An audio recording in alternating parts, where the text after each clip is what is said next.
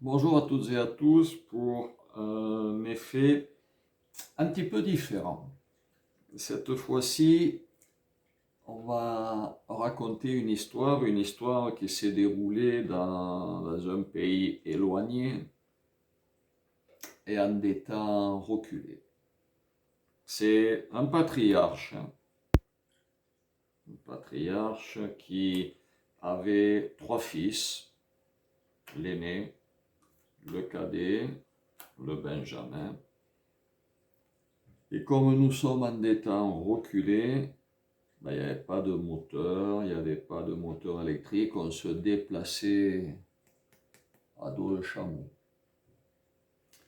Et le patriarche avait de la chance parce qu'il avait beaucoup de chameaux.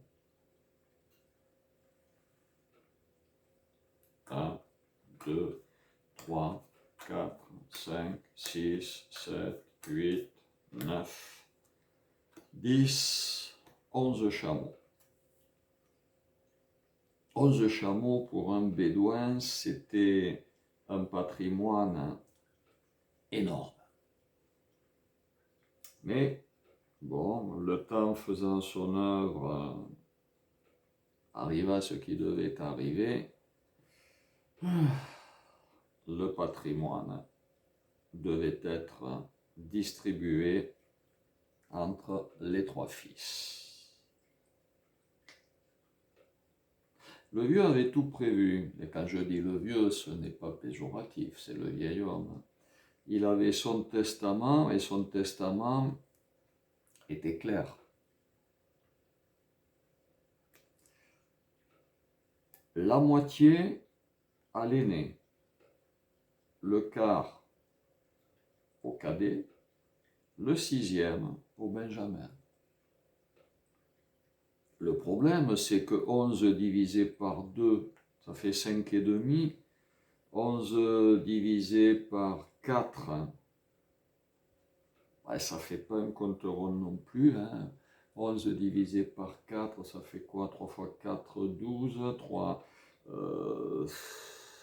ça fait 2, 2, 3 quarts. Et alors 11 divisé par 6, n'en parlons pas. Et donc, on avait une dispute incroyable entre les trois frères. Comme quoi, des fois, il ne faut pas grand-chose pour se disputer.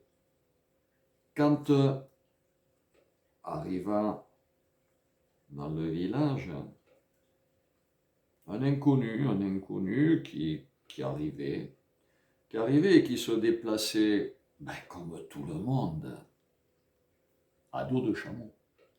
Qu'est-ce qu'il fait? Il vit un enclos des chameaux, il mit son chameau avec les autres et vint s'enquérir un peu du pourquoi de la dispute.